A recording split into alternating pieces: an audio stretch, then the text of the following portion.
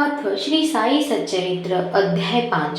चांद पाटिल की बारात के साथ श्री साई बाबा का पुनरागमन, अभिनंदन तथा श्री साई शब्द से संबोधन, अन्य संतों से भेंट, वेशभूषा व नित्य कार्यक्रम, पादुकाओं की कथा, मोहिद्दीन के साथ कुश्ती, मोहिद्दीन का जीवन परिवर्तन, जल का तेल में रूपांतर, मिथ्या गुरु जोहली। जैसा गत अध्याय में कहा गया है, मैं अब श्री साई बाबा की शिरडी से अंतर्ध्यान होने के पश्चात उनका शिरडी में पुनर्किस प्रकार का आगमन हुआ, इसका वर्णन करूंगा। चांद पाटिल की बारात के साथ पुनरागमन। जिला औरंगाबाद निजाम स्टेट के धूप ग्राम में चांद पाटिल नामक का एक धनवान मुस्लिम रहते थे। जब वे औरंगाबाद को जा रहे थे तो मार्ग में उनकी घोड़ी खो गई। 2 मास तक उन्होंने उनकी खोज में घोर परिश्रम किया, परंतु उसका कहीं पता न चल सका। अंत में वे निराश होकर उसकी जीन को पीठ पर लटकाया औरंगाबाद से लौट रहे थे। तब लगभग 14 मील चलने के पश्चात उन्होंने एक आम्र वृक्ष के नीचे एक फकीर को चीलम तैयार करते देखा, जिसके सिर पर एक टोपी, तन पर कफनी और पास में एक सटका था। फकीर के बुलाने पर चांद पाटिल उनके पास पहुंचे। जीन देखते ही फकीर ने पूछा, यह जीन कैसी? चांद पाटिल ने निराशा के स्वर में कहा, क्या कहूँ, मेरी एक घोड़ी थी, वह खो गई और यह उसी जीन की है। फकीर बोले, थोड़ा नाले की ओर भी तो ढूंढो। चांद पाटिल नाले के समीप गए। अपनी घोड़ी को वहां चरते देखकर उन्हें महान आश्चर्य हुआ। उन्होंने सोचा कि फकीर कोई सामान्य व्यक्ति नहीं, वरना कोई उच्च कोटि का मानव दिखलाई पड़ता है। घोड़ी को साथ लेकर जब वे फकीर के पास लौटकर आए, तब तक चीलम भर कर तैयार हो चुकी थी। केवल 2 वस्तुओं की और आवश्यकता रह गई थी।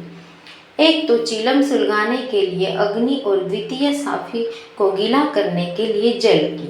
फकीर ने अपना चिमटा भूमि में घुसेड़कर ऊपर खींचा तो उसके साथ एक ही प्रज्वलित अंगारा बाहर निकला और वह अंगारा चीलम पर रखा गया। फिर फकीर ने सटके से जो ही बलपूर्वक जमीन पर प्रहार किया, त्यों ही वहां से पानी निकलने लगा और उसने काफी को भिगोकर चीलम को लपेट लिया। इस प्रकार सब प्रबंध कर फकीर ने चीलम पी और तत्पश्चात चांद पाटिल को भी दी। यह सब चमत्कार देखकर चांद पाटिल का बड़ा विस्मय हुआ। चांद पाटिल ने फकीर से अपने घर चलने का आग्रह किया। दूसरे दिन चांद पाटिल के साथ फकीर उनके घर चला गया और वहां कुछ समय तक रहा। पाटिल धूपग्राम का अधिकारी था। उसके घर पर अपने साले के लड़के का विवाह होने वाला था और बारात शिरडी को जाने वाली थी। इसलिए चांद पाटिल शिरडी को प्रस्थान करने का पूर्ण प्रबंध करने लगा। फकीर भी बारात के साथ ही गया। विवाह निर्विघ्न समाप्त हो गया और बारात कुशलतापूर्वक धूपग्राम को लौट आई, परंतु वह फकीर शिरडी में ही रुक गया और जीवन पर्यंत वही रहा। फकीर को साई नाम कैसे प्राप्त हुआ? जब बारात शिरडी में पहुंची तो खंडोबा के मंदिर के समीप महलसामती के खेत में एक वृक्ष के नीचे ठहराई गई। खंडोबा के मंदिर के सामने ही सब बैलगाड़ियां खोल दी गई और बारात के सब लोग एक एक करके नीचे उतरने लगे। तरुण फकीर को उतरते देख महलसापति ने आओ साई कहकर उनका अभिनंदन किया तथा अन्य उपस्थित लोगों ने भी साई शब्द से ही संबोधन करना उनका आदर किया। इसके पश्चात वे साई नाम से ही प्रसिद्ध हो गए। अन्य संतों से संपर्क। शिरडी आने पर श्री साई बाबा मस्जिद में निवास करने लगे। बाबा के शिरडी में आने के पूर्व देवीदास नाम के एक संत अनेक वर्षों से वहाँ रहते थे। बाबा को वे बहुत प्रिय थे।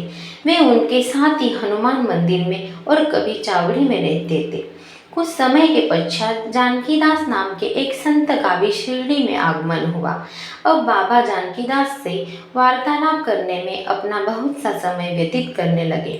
जानकीदास भी कभी कभी बाबा के स्थान पर चले आया करते थे और पुनः तांबे के श्री गंगागीर नामक एक पारिवारिक वैश्य संत भी बहुहा बाबा के पास आया जाया करते थे। जब प्रथम बार उन्होंने श्री साईं बाबा को बगीचा सिंचन के लिए पानी ढोते देखा तो उन्हें बड़ा अचम्भा हुआ। वे स्पष्ट शब्दों में कहने लगे कि शिरडी परम भाग्यशालिनी है, जहाँ एक अमूल्य हीरा है। जिन्हें तुम पर इस प्रकार परिश्रम करते हुए देख रहे हो, वे कोई सामान्य पुरुष नहीं है, अपितु यह भूमि बहुत ही भाग्यशाली तथा महान पुण्य भूमि है। इसी कारण इसे यह रत्न प्राप्त हुआ। इसी प्रकार श्री अक्कलकोट महाराज के एक प्रसिद्ध शिष्य संत आनंदनाथ येवला ठामठ, जो कुछ शिरडी निवासियों के साथ शिरडी पधारे, उन्होंने भी स्पष्ट कहा कि यद्यपि बाह्य दृष्टि से यह साधारण व्यक्ति जैसे प्रतीत होते हैं, परंतु ये सचमुच असाधारण व्यक्ति है।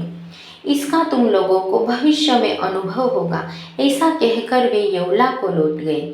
यह उस समय की बात है जब शिरडी बहुत ही साधारण सा गांव था और साईं बाबा बहुत छोटी उम्र के थे। बाबा का रहन सहन व नित्य कार्यक्रम। तरुण अवस्था में श्री बाबा ने अपने केश कभी नहीं कटाए और वे सदैव एक पहलवान की तरह रहते थे। जब वे राहता जाते थे, जो कि शिरडी से 3 मील दूर है, तो वहाँ से वे गेंदा जाई और जूही के पौधे मोल ले आया करते थे। वे उन्हें स्वच्छ करके उत्तम भूमि देखकर लगा देते थे और स्वयं सींचते थे। वामन तात्या नाम के एक भक्त ने इन्हें नित्य प्रति 2 मिट्टी के घड़े दिया करते थे। इन घड़ों द्वारा बाबा स्वयं ही पौधा में पानी डाला करते थे। वे स्वयं ही कुएं से पानी खींचते और संध्या समय घड़ों को नीम वृक्ष के नीचे रख देते थे। जैसे कि घड़े वहाँ रखते थे, वैसे ही वो फूट जाया करते थे, क्योंकि वे बिना तपाए और कच्ची मिट्टी के बने रहते थे। दूसरे दिन तात्या उन्हें फिर 2 नए घड़े दे दिया करते थे। यह क्रम 3 वर्षों तक चला और श्री साईं बाबा के कठोर परिश्रम तथा प्रयत्न से वह फूलों की एक सुंदर फुलहारी बन गई। आजकल इसी स्थान पर बाबा की समाधि मंदिर के भव्य इमारत शोभायमान है, जहाँ सहस्त्रों भक्त आते जाते रहते हैं। नीम वृक्ष के नीचे पादुओं की कथा। श्री अक्कलकोट महाराज ने एक भक्त जिनका नाम भाई कृष्ण जी अलीबागकर था, उनके चित्र का नित्य प्रति पूजन किया करते थे। एक समय उन्होंने अक्कलकोट शोलापुर जिला जाकर महाराज की पादुकाओं का दर्शन एवं पूजन करने का निश्चय किया, परंतु प्रस्थान करने के पूर्व अक्कलकोट महाराज ने स्वप्न में दर्शन देकर उनसे कहा कि आजकल शिरडी ही मेरा विश्राम स्थल है और तुम वहीं जाकर मेरा पूजन करो। इसलिए भाई ने अपने कार्यक्रम में परिवर्तन कर शिरडी आकर श्री साईं बाबा की पूजा की। वे आनंद पूर्वक शिरडी में 6 मास रहे और इस स्वप्न की स्मृति स्वरूप उन्होंने पादुओं का बनवाई। शके सन 1834 में श्रावण में शुभ दिन देखकर नीम वृक्ष के नीचे वे पादुकाओं को स्थापित कर दी गई। दादा लेलकर तथा उपासनी महाराज ने उनका यथाविधि स्थापना उत्सव समाप्त किया। एक दीक्षित ब्राह्मण पूजन के लिए नियुक्त कर दिया गया और प्रबंध का कार्य एक भक्त सगुन मेरू नायक को सौंपा गया। कथा का पूर्ण विवरण। थाने के सेवानिवृत्ति मामलतदार श्री बीवी देव, जो श्री साईं बाबा के एक परम भक्त थे, उन्होंने सगुन मेरू नायक और गोविंद कमलाकर दीक्षित से इस विषय में पूछताछ की। पादुकाओं का पूर्ण विवरण श्री साई लीला भाग 11 संख्या 1 पृष्ठ 25 में प्रकाशित हुआ है, जो निम्नलिखित है। शक 1834 सन 1912 में बम्बई के एक भक्त डॉक्टर रामराव काठौर बाबा के दर्शनार्थ शिरडी आए। उनका कंपाउंडर और उनके एक मित्र भाई कृष्ण जी अलीबागकर भी उनके साथ में थे। कंपाउंडर और भाई की सगुन मेरू नायक तथा जी के दीक्षित से घनिष्ठ दोस्ती हो गई थी। अन्य विषयों पर विवाद करते समय इन लोगों को विचार आया कि श्री साईं बाबा के शिरडी में प्रथम आगमन तथा पवित्र नीम वृक्ष के नीचे निवास करने के ऐतिहासिक स्मृति के उपलक्ष्य में क्यों न पादुकाओं को स्थापित किया जाए। अब पादुकाओं को निर्माण पर विचार विमर्श होने लगा। तब भाई के मित्र कंपाउंडर ने कहा कि यदि यह बात मेरे स्वामी काठौर को विदित हो जाए तो इस कार्य के निमित्त अति सुंदर पादुकाएं बनवा देंगे। यह प्रस्ताव सबको मान्य हुआ और डॉक्टर काठौर को इसकी सूचना दी गई। उन्होंने शिरडी आकर पादुकाओं की रूपरेखा बनाई तथा इस विषय में उपासनी महाराज से भी खंडवा के मंदिर में भेंट की। उपासनी महाराज ने उसमें बहुत से सुधार किए गए, कमल फूल खींचते तथा नीचे लिखा श्लोक भी रचा, जो नीम वृक्ष के महात्मा व बाबा की योग शक्ति का द्योतक था, जो इस प्रकार है। सदा निम्ब वृक्ष मूलाधिवास्तव सुधास्त्रवीण तित्कमय प्रियतम तरुकल्प वृक्षधिक साधयंत नममीश्वर सद्गुरु साईनाथम। अर्थात मैं भगवान साईनाथ को नमन करता हूँ, जिनका सानिध्य पाकर नीम वृक्ष कटु तथा अप्रिय होते हुए भी अमृत वर्षा करता था। इस वृक्ष का रस अमृत कहलाता है। इसमें अनेक व्याधियों से मुक्त होने के गुण होने के कारण इसे कल्पवृक्ष से भी श्रेष्ठ कहा गया है। उपासनी महाराज का विचार सर्वसामान्य हुआ और कार्य रूप में भी परिवर्तन हुआ। पादुकाएं बंबई में तैयार कराई गई और कंपाउंडर के हाथों शिरडी भेज दी गई। बाबा की आज्ञा अनुसार उनकी स्थापना श्रावण में पूर्णिमा के दिन की गई। इस दिन प्रातःकाल 11 बजे जी के दीक्षित उन्हें अपने मस्तक पर धारण कर खंडवा के मंदिर से बड़े ही समारोह और धूमधाम के साथ द्वारका माई में लाया। बाबा ने पादुकाएं स्पर्श कर कहा कि हे भगवान के श्री शरण है, इनकी नीम वृक्ष के नीचे स्थापना कर दो। इसके एक दिन पूर्व ही बंबई में एक पारसी भक्त पास्ता शीट 25 रुपयों का मनी ऑर्डर भेजा। बाबा ने ये रुपए पादुकाओं की स्थापना के निमित्त दे दिए। स्थापना में कुल 100 रुपये व्यय हुए, जिनमें 75 रुपये जंत द्वारा एकत्रित हुए। प्रथम 5 वर्षों तक डॉक्टर काठौरे दीपक ने निमित्त 2 रुपये मासिक भेजते रहे। उन्होंने पादुकाओं के चारों ओर लगाने के लिए लोहे के छड़े भी भेजे। स्टेशन से छड़े ढोने और छप्पर बनाने का खर्च 7 रुपये 8 आने सगुन मेरू नायक ने दिए।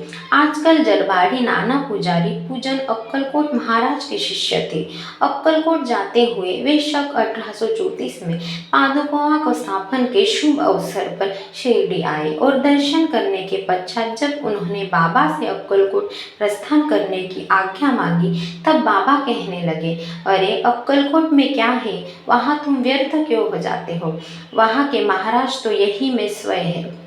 यह सुनकर भाई ने अक्कलकोट जाने का विचार त्याग दिया। पादुकाएं स्थापित होने के पश्चात में बधुआ शिरडी आया करते थे। श्री बीवी देव ने अंत में ऐसा लिखा है कि इन सब बातों का विवरण हेमंत पंत को विदित नहीं था, अन्यथा वे श्री साई सच्चरित्र में लिखना कभी नहीं भूलते। मोहिद्दीन तंबोली के साथ कुश्ती और जीवन परिवर्तन। शिरडी में एक पहलवान था जिनका नाम मोहिद्दीन तंबोली था। बाबा का उससे किसी विषय पर मतभेद हो गया। फलस्वरूप दोनों ने कुश्ती हुई और बाबा हार गए। इसके पश्चात बाबा ने अपनी पोशाक और रहन सहन में परिवर्तन कर दिया के कफनी पहनते, लंगोट बांधते और एक कपड़े के टुकड़े से सिर ढकते थे। वे आसान तथा क्षण के लिए एक टांड का टुकड़ा काम में लाते थे। इस प्रकार फटे पुराने चिथड़े परिहन कर वे बहुत संतुष्ट प्रतीत होते थे। वे सदैव यही कहा करते थे कि गरीब अव्वल बादशाही, अमीरी से लाख सवाई। गरीबों का अल्लाह भाई गंगा की को भी कुश्ती से बड़ा अनुराग था। एक समय जब वह कुश्ती लड़ रहा था, तब इसी प्रकार उसके भी त्याग का भावना जागृत हो गई। इसी उपयुक्त अवसर पर उसे दीन मांगी सुनाई दी। भगवान के साथ खेल में अपना शरीर लगा देना चाहिए। इस कारण वह संसार छोड़ आत्म अनुभूति की ओर झुक गया। पुनः तांबे के समीप एक मठ स्थापित कर वहां अपने शिष्यों सहित वहां रहने लगा। श्री साईं बाबा लोगों से न मिलते और न वार्तालाप करते थे। जब कोई उनसे कुछ प्रश्न करता तो केवल उतना ही उत्तर देते थे। दिन में समय के वे नीम के वृक्ष के नीचे विराजमान रहते थे।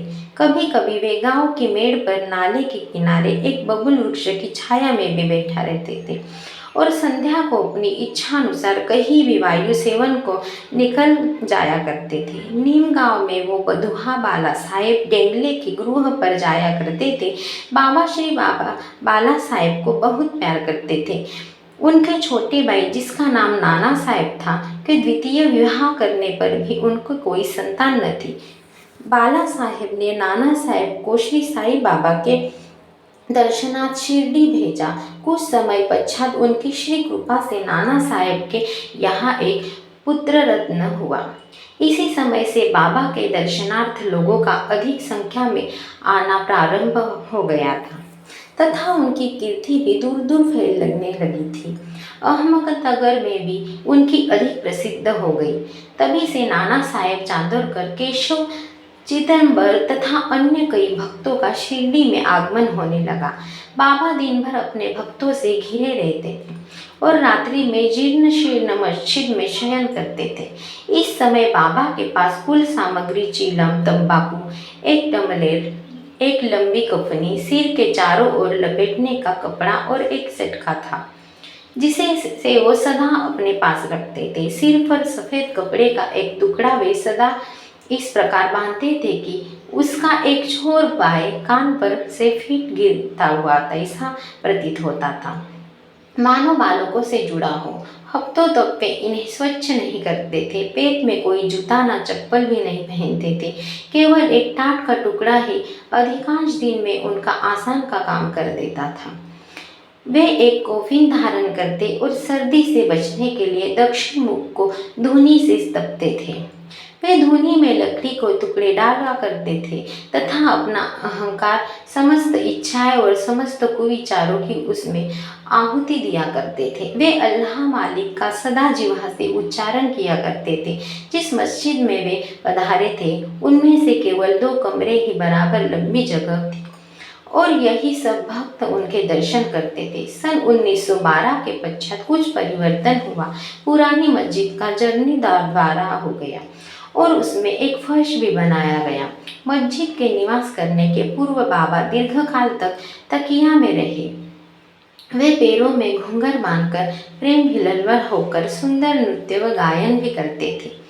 जल का तेल में परिवर्तन। बाबा को प्रकाश से बड़ा अनुराग था।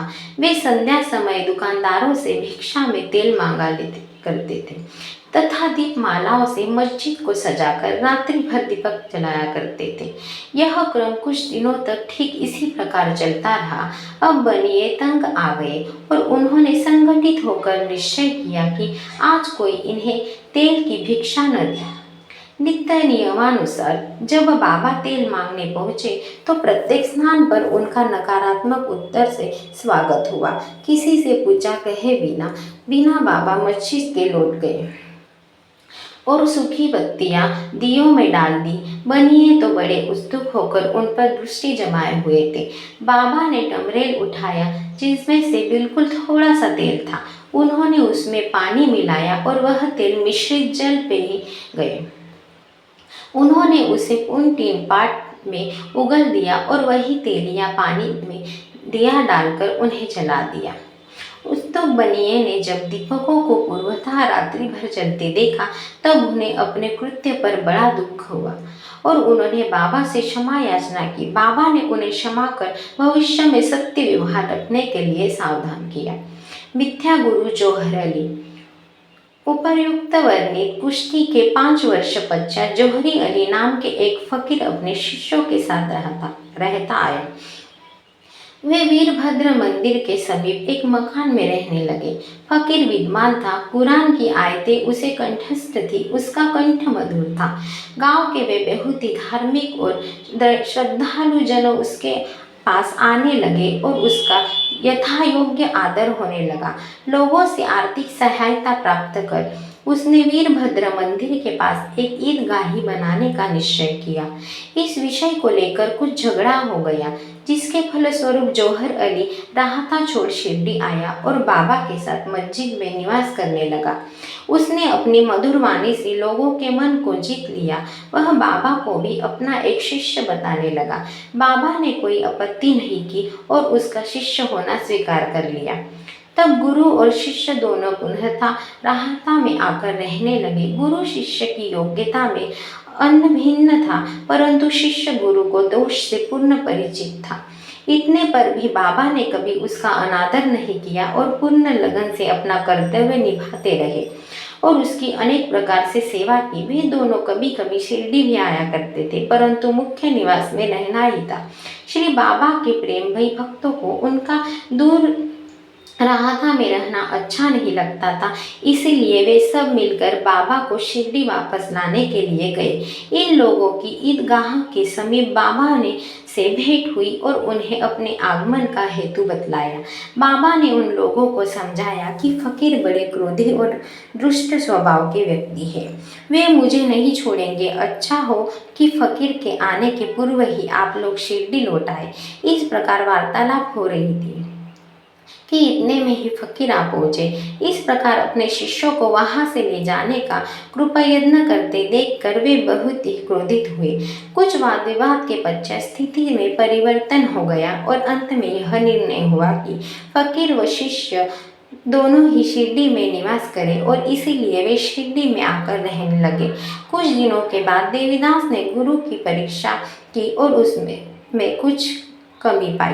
चांद पाटिल की बारात के साथ साथ जब बाबा शिरडी में आए थे तो उससे 12 वर्ष पूर्व देवीदास लगभग 10 या 11 वर्ष की अवस्था में शिरडी आए थे और हनुमान मंदिर में रहते थे। देवीदास सुरोल सुंदर आकृति तथा तीक्ष्ण बुद्धि के थे। वे त्याग की साक्षात मूर्ति तथा आघाती ज्ञानी थे। बहुत से सज्जन जैसे तात्या कौते, काशीनाथ व अन्य लोग उन्हें अपने गुरु समान मानते थे। लोग जौहर अली को उनके सम्मुख लाए। विवाद में जौहर अली बुरी तरह पराजित हुआ और शिरडी छोड़ वैजापुर को भाग गया। वह अनेक वर्षों के पश्चात शिरडी आया और श्री साईं बाबा की चरण वंदना की। उसका यह भ्रम कि वह स्वयं गुरु था और श्री साईं बाबा के शिष्य अब दूर हो चुका था। श्री साईं बाबा उसे गुरु समान ही आदर करते थे। उसका स्मरण कर उसे बहुत ही पश्चाताप हुआ। इस प्रकार श्री साईं बाबा ने अपने प्रत्यक्ष आचरण से आदर्श उपस्थित किया कि अहंकार से किस प्रकार छुटकारा पाकर शिष्य के कर्तव्यों का पालन कर किस तरह आत्मानुभव की ओर अग्रसर होना चाहिए। ऊपर वर्णित कथा मालसामित के कथानुसार है। अगले अध्याय में रामनवमी का त्योहार, मस्जिद की पहली हालत एवं पश्चात उनके जनार्द्वार इत्यादि का वर्णन होगा। श्री सद्गुरु साईनाथार्पणमस्तु। शुभ भवतु।